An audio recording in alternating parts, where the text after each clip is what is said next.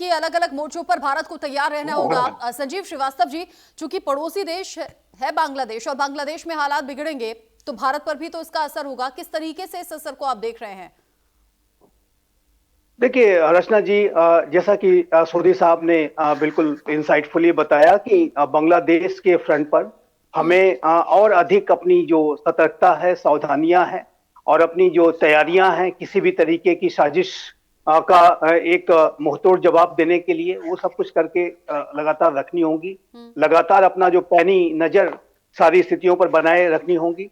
और ये स्पष्ट रूप से दिखता है कि बांग्लादेश में भारत के विरुद्ध अनेक तरीके की साजिशें रची जा रही हैं। हाँ। और उन साजिशों में भारत बांग्लादेश के जो कट्टरपंथी हैं, जो रेडिकल इस्लामिस्ट अतिवादी आतंकपरस्त ताकतें हैं और पाकिस्तान का जो डीप स्टेट है वो इसमें इन्वॉल्व है। अन्य देशों के डीप स्टेट एलिमेंट्स भी इन्वॉल्व हो सकते हैं। और ये जो खतरा है वो बांग्लादेश से निसंदेह बढ़ रहा है। और लेकिन बांग्लादेश हमारा एक बेहद महत्वपूर्ण पड़ोसी राष्ट्र है। बांग्लादेश के लोगों के साथ भारत के जो कनेक्ट हैं, जो पीपल टू पीपल कनेक्ट है और एक पूरी जो बांग्लादेश भारत की जो जेनेसिस है उसको अलग अलग नहीं किया जा सकता। और एक बात मैं अवश्य कहना चाहता हूं, हमारे जो बांग्लादेश के राजनीतिक विश्लेषक बैठे हुए हैं, मैंने उनकी बात सुनी। ये बात बहुत स्पष्ट है कि भारत का जो प्रेजेंस है वो चाहे बांग्लादेश हो या साउथ एशिया का कोई भी राष्ट्र क्यों ना हो, छोटा राष्ट्र, वहां पर एक बहुत ही बड़ा ओवरवेलमिंग प्रेजेंस होता है। और उसकी वजह से, हालांकि भारत की मंशा ये नहीं होती कि हम किसी को अपने छोटे भाई इत्यादि की तरह ट्रीट करें। भारत सबको एक इक्वल ट्रीटमेंट देना चाहता है, सभी के साथ एक अच्छे संबंध रखना चाहता है। लेकिन बांग्लादेश हो या अन्य साउथ एशिया के छोटे राष्ट्र हो, वहां पर भारत को एक चुनावी मुद्दे के तौर पर अनेक पार्टीज उछालने की साजिशें रचती हैं। और वर्तमान समय में ये जो हादी नामक जो व्यक्ति हैं जिनकी की हत्या हो गई है, उसके संदर्भ में भारत के ऊपर बेसलेस एलिगेशंस लगाए जा रहे हैं। कोई आधार नहीं है, कहीं से कोई फैक्ट नहीं है, लेकिन इस तरीके की धमकियां देना और इस तरीके के बेसलेस एलिगेशंस लगाना ये जाहिर है कि भारत को स्वीकार नहीं है। और जब इस तरीके की बातें वहां पे उठी तो हमने बांग्लादेश के जो उच्चायुक्त को तलब किया, नई दिल्ली के स्थित बांग्लादेश के उच्चायुक्त को, और उनसे अपनी गहरी चिंता व्यक्त की है कि इस तरीके की जो बातें हैं वो नहीं होनी चाहिए। भारत के हाई कमीशन को जो थ्रेट दिया जा रहा है, जो भारत के पूरी एम्बेसी और जो हमारी जो स्टाफ है, जो हाई कमिश्नर हो या अन्य जो अधिकारी हो, सभी की सुरक्षा सुनिश्चित की जानी चाहिए। और जो बांग्लादेश की जो डिटेरियोरेटिंग, जो उसको लगातार बिगड़ती हुई सिक्योरिटी सिचुएशन को इस अंतरिम सरकार को संभालना होगा। और इस अंतरिम सरकार की यही सबसे बड़ी जिम्मेदारी थी। लेकिन आप देखिए रचना जी, तो ये अंतरिम सरकार अपनी जो लॉ एंड ऑर्डर को रिस्टोर करने की जो जिम्मेदारी, बस 20 सेकंड के लिए रोक रही हूँ, दोबारा से लौटूंगी। बांग्लादेश हिंसा से जुड़ा हुआ एक बड़ा अपडेट भी मिल रहा है। बड़ी खबर यह कि बांग्लादेश के पूर्व राष्ट्रपति शेख मुजीबुर रहमान के घर को जला दिया गया, फूंक दिया गया। जो उग्र भीड़ थी उसने शेख मुजीबुर रहमान के घर में तोड़फोड़ की है। शेख हसीना के विरोधी नेता उस्मान हादी की मौत पर बवाल इस कदर बढ़ गया कि शेख मुजीबुर रहमान के घर को फूंक डाला गया। उस्मान हादी की मौत के बाद में हिंसा भड़की और फिर भड़कती चली गई। अब जगह जगह जो तस्वीरें सामने आ रही हैं, आगजनी की हैं, बवाल की हैं। 2 मीडिया दफ्तरों में भी तोड़फोड़ और आगजनी हुई है और शेख मुजीबुर रहमान के घर को भी फूंक डाला गया है। संजीव जी, ये हालात तो और ज्यादा बिगड़ते हुए नजर आ रहे हैं। हालांकि इससे पहले भी बांग्लादेश तख्ता पलट से पहले भी और तख्ता पलट के बाद भी लगातार सुलगा है, लेकिन अभी तो और ज्यादा वर्स्ट हो रहे हैं ना हालात।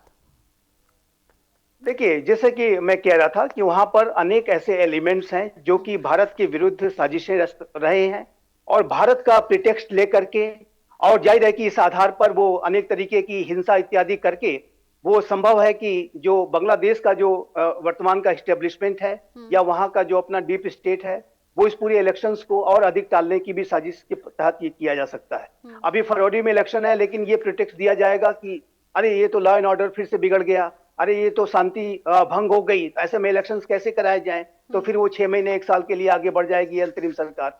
और ये अंतरिम सरकार की जो जिम्मेदारी थी, जिसको कि मैं कह रहा था, डे वन से इनकी जिम्मेदारी थी कि आप जल्द से जल्द वहां पर लॉ एंड ऑर्डर को रिस्टोर कीजिए और इलेक्शंस कराइए।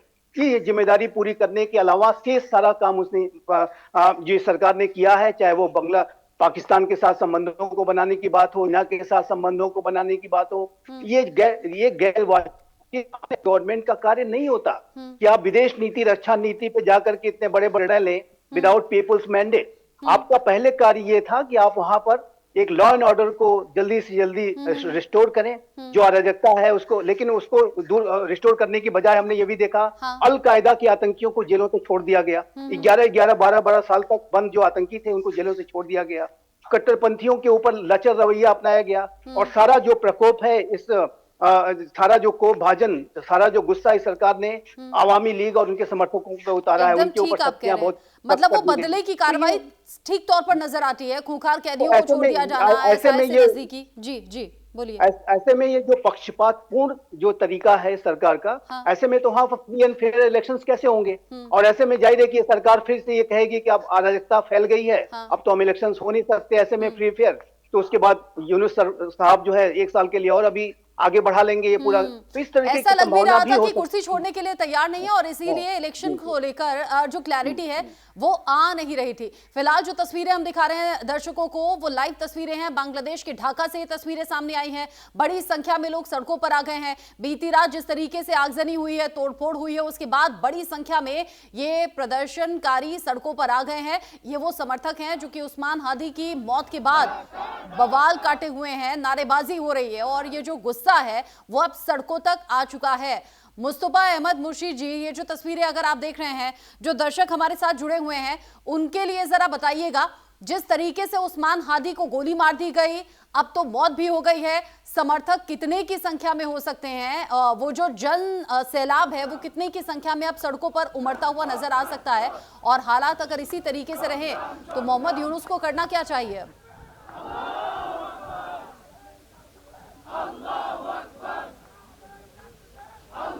मद्रासा जो स्कूल है वहाँ पर का है ज़्यादा, और कुछ लोग हैं जो जमात इस्लाम का जो यूथ फोर्स शिविर है, सो वो मिलजुल के ये फोर्स स्ट्रीट पे है, सड़कों पे है। ये चुनाव के ऊपर अल्टीमेटली सवाल जुड़ने के लिए जो there is the atmosphere is not really congenial to hold an election.